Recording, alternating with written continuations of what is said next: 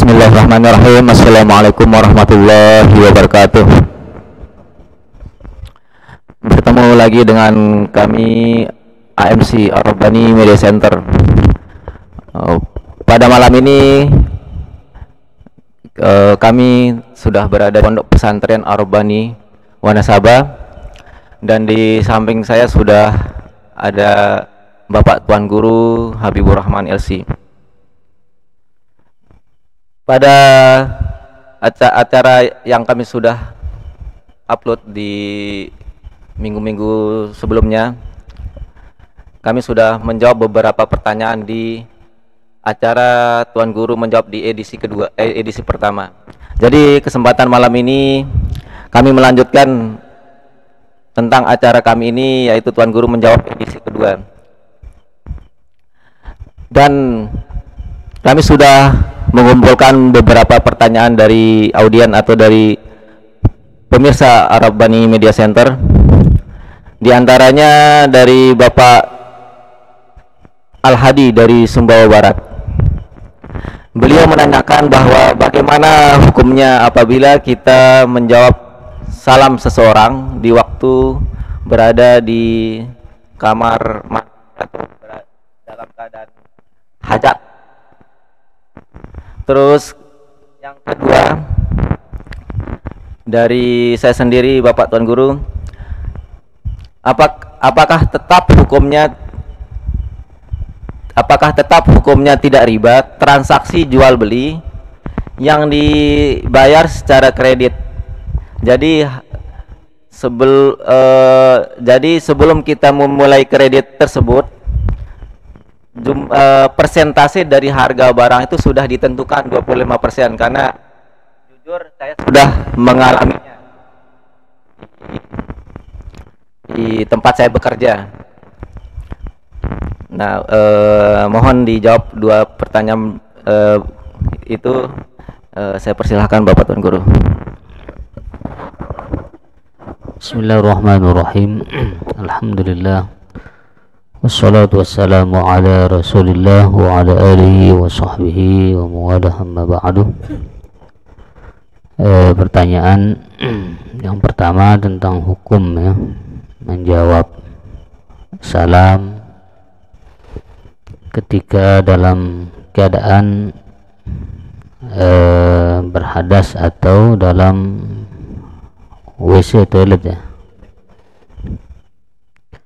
Pada dasarnya hukum berbicara ya apapun, terlebih ungkapan salam di dalam toilet atau WC itu dilarang. Berbicara ataupun apapun, kita hanya di sana disuruh untuk selesaikan qada hajat, baru setelah itu kita berbicara. Terkecuali kalau keadaan memang sangat diperlukan sekali, misalnya ada hal yang sangat penting sehingga kita diharuskan untuk menjawab, maka itu hanya sekali dibolehkan ya, tidak berulang, hanya untuk memberikan isyarat bahwa ada orang di sana. Namun kalau kembali kepada hukum dasar, ketika seorang sudah masuk ke toilet, maka dia dilarang untuk berbicara apapun ya, termasuk diantaranya adalah salam. Maka dimakruhkan kita berbicara di di hammam istilahnya, atau di toilet. Itu pada dasar hukumnya seperti itu. Maka sebaiknya ya, jika tidak terlalu mendesak dan tidak terlalu penting, sebaiknya diam. Namun jika sangat penting harus dijawab, maka cukup dijawab hanya sekali saja. Itu dalam keadaan di toiletnya. Karena memang hukum dasar juga menjawab salam itu kan wajib. Salam sunnah, tetapi menjawabnya itu hukumnya wajib ya, apabila dalam kondisi normal. Tapi kalau dalam kondisi seperti dalam toilet seperti tadi, segala ucapan itu dilarang ya, Nah, terkecuali kalau dalam kondisi harus ya untuk ditanggapi karena penting.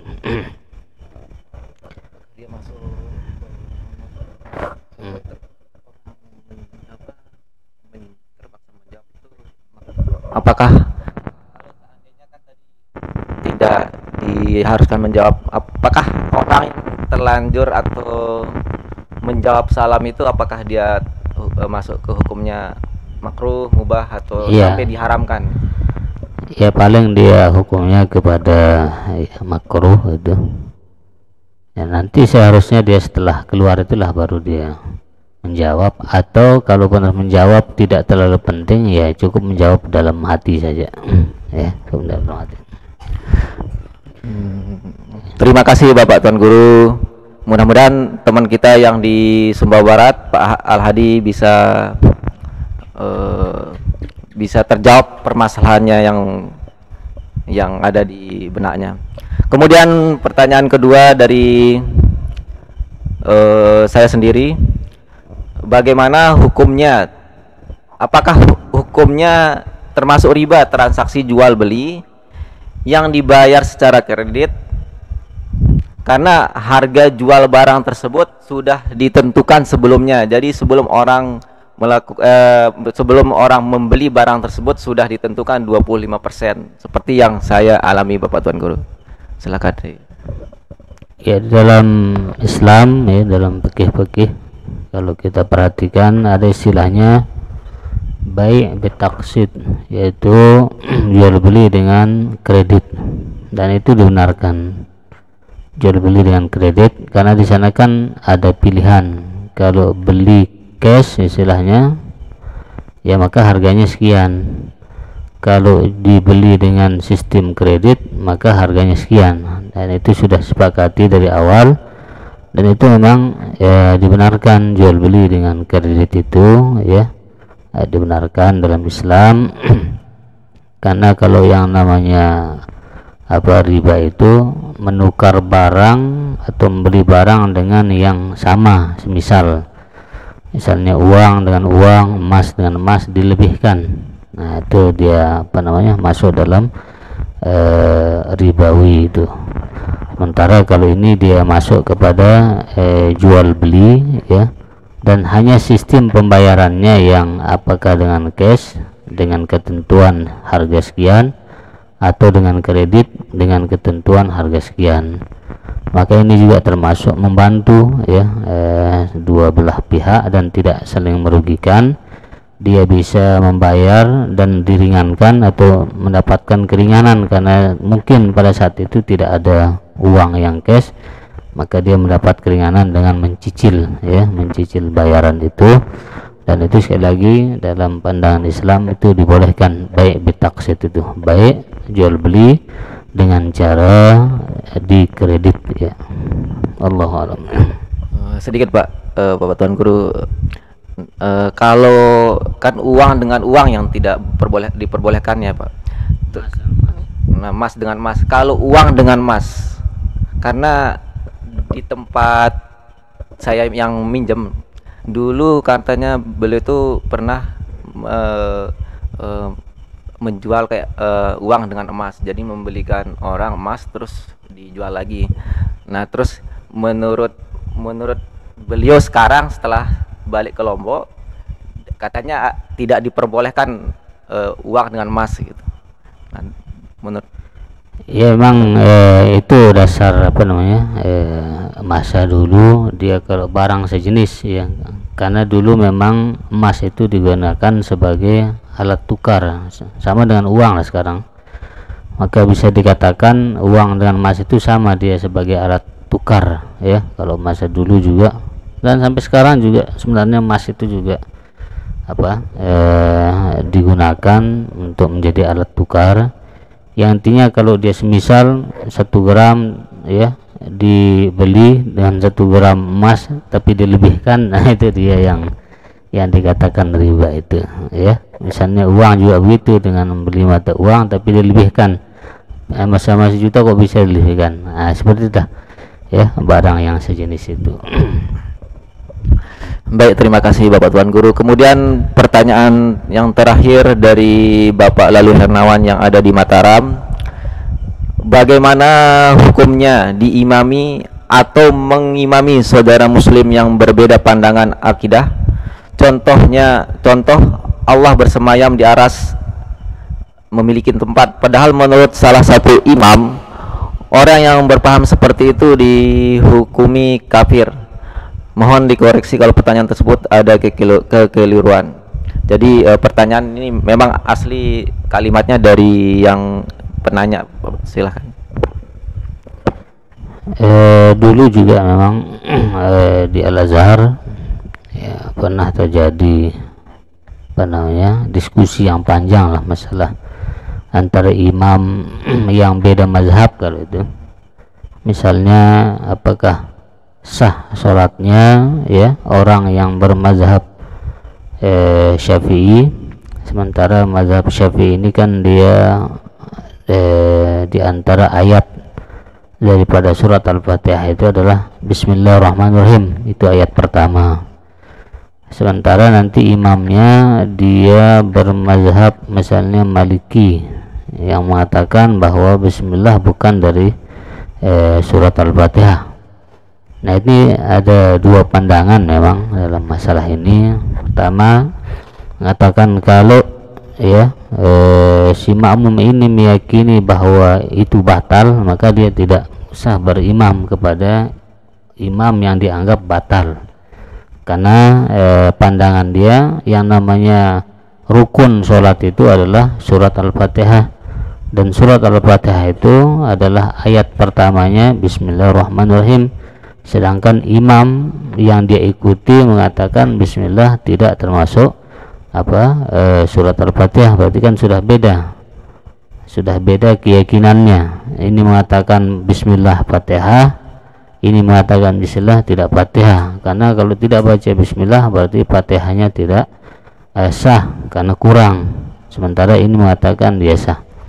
Maka bagi orang yang meyakini hal seperti itu, bahwa imam yang diikuti ini adalah berbeda dengan dia, dan dia meyakini sholatnya batal kalau mengikuti imam ini karena dia kurang dari segi rukun, maka dia sebaiknya ya jangan mengikuti. Nah, itu dulu begitu terjadinya, sehingga kalau yang mazhab ini sholatnya mazhab ini, kemudian yang mazhab ini sholatnya sama-sama mazhab ini. Tapi lama kelamaan melihat kondisi kok kurang pas rasanya dalam satu masjid berjamaah beda-beda tergantung mazhab, sehingga yang terbaru yang sekarang sudah tidak berlaku lagi seperti itu. Jadi pokoknya siapa saja selama dia Islam ya sudah ikuti saja ya, sudah ikuti bagaimana sholatnya.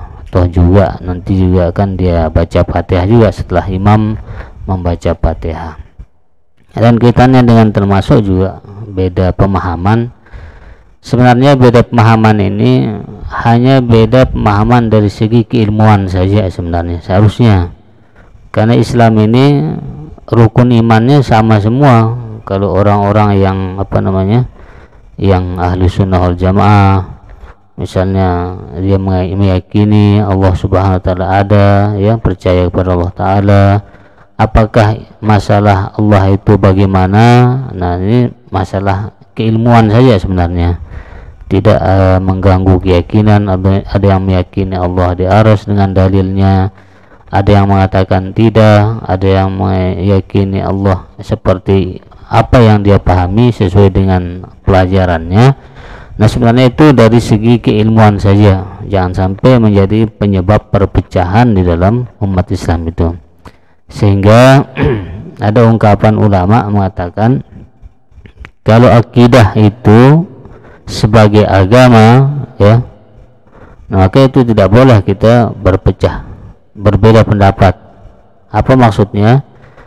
Karena kalau akidah sebagai agama, dia akan meyakini Allah itu ada, malaikat itu ada. Masalah jumlah malaikat berapa, beda pendapat ulama, terserah, silahkan. Begitu juga kitab-kitab itu ada, rasul-rasul ada, ya. Begitu juga berbeda pendapat tentang berapa jumlah nabi dan rasul. ya dari segi keilmuan, dari segi riwayat berbeda-beda, silahkan, tetapi kita sama-sama meyakini itu semua, meyakini adanya Allah, meyakini malaikat, kitab, rasul, hari kiamat, qada dan qadar. Sudah, dia termasuk orang Islam, dia bersyahadat, mendirikan sholat, ya, menunaikan zakat, kemudian haji, ya, berpuasa. Nah, dia sudah bagian daripada Islam, terlepas dari berbeda pandangan dari segi keilmuan masing-masing. Maka untuk menyatukan umat Islam, ya, sekarang ini yang sudah banyak berpecah belah, maka hal-hal seperti ini sudah semestinya kita mencari titik persamaan. Jadi adapun berbeda pandangan dari segi keilmuan, silahkan saja, tetapi kita masih punya kesamaan, yaitu sama-sama percaya kepada Allah Subhanahu wa Ta'ala, percaya kepada malaikat, percaya kepada kitab, percaya kepada rasul, percaya kepada hari kiamat, percaya kepada qada dan qadar. Ya, siapapun dia kalau meyakini itu, berarti dia sudah orang beriman, dia percaya, dia bersyahadat, mendirikan sholat, kemudian berpuasa, zakat dan haji, itu sudah kita bersaudara. Maka ya silahkan saja, ya, berimam, ya, kepada sesama saudara, terlepas dari perbedaan pandangan. Karena kalau kita nanti ikuti hal itu, khawatirnya akan berkembang, nanti beda politik, nggak mau lagi menjadi imam dan makmum padahal punya kesamaan yang sama. Nanti beda organisasi, nggak mau lagi dia menjadi imam dan menjadi makmum karena beda organisasi. Nah, kalau ini dikembangkan terus, kapan umat Islam ini akan bersatu, akan kuat? Maka adapun perbedaan-perbedaan seperti mazhab dan keyakinan sebagai keilmuan, beda pandangan, saya rasa tidak menjadi masalah kita untuk menguatkan ukhuwah Islamiyah, menjadi imam dan makmum di kalangan masyarakat supaya lebih kuat, betul, jangan berpecah belah kembali umat Islam ini. Itu saja, Allahu a'lam. Terima kasih Bapak Tuan Guru. Untuk menyambung pertanyaan tadi, jadi yang bisa saya ambil, jadi kalau kita masih diimami oleh guru atau tuan guru yang masih dalam satu ahli sunnah wal jamaah, masih bisa gitu kan, walaupun berbeda mazhab. Nah, kalau di luar ahli sunnah wal jamaah, misal dianggap seperti Syiah atau yang dianggap kafir lah oleh MUI lah, paling tidak kalau di Indonesia, misal saya bepergian tiba-tiba salat di salah satu masjid, tahu-taunya kok ini kayak berasa kayak luar ahli sunnah wal jamaah, tapi sudah terlanjur gitu, apakah perlu kita sholatnya atau bagaimana, atau gitu? Kalau di luar kan, misalnya keyakinannya sudah tidak sama dengan seperti yang tadi, dia tidak percaya kepada Nabi misalnya, atau misalnya seperti ya Syiah yang mungkin cara sholatnya juga berbeda, keyakinannya juga berbeda, ya sebaiknya jangan, karena untuk menenangkan hati juga, ya, menenangkan hati. Siapa tahu ini apalagi sudah ada misalnya fatwa-fatwa majelis ulama mengatakan paham ini sudah keluar, apalagi sampai misalnya dikafirkan, ya jangan kita ikuti. Toh juga masih banyak kok imam-imam ahli sunnah wal jamaah di mana-mana tempat kita menjadi makmum atau bisa menjadi imam, toh juga masih banyak gitu. Nah, kalaupun sudah kejadiannya seperti tadi, ya sebaiknya di sholat sendiri saja gitu, atau ada kawan lah gitu, daripada nanti sudah mengikuti orang yang sudah tidak benar gitu secara akidah. Nah, ini kita bisa mengikuti itu kalau masih dalam dia percaya kepada rukun iman, percaya kepada rukun Islam. Nah, kalau sudah di luar itu kan sudah jauh, sudah keluar dari kesepakatan jadi umat Islam, ya, sudah jauh sekali itu. Wallahu a'lam. Terima kasih kepada Bapak Guru kita, Tuan Guru Habibur Rahman LC, sudah menjawab beberapa pertanyaan. Sekian, assalamualaikum warahmatullahi wabarakatuh.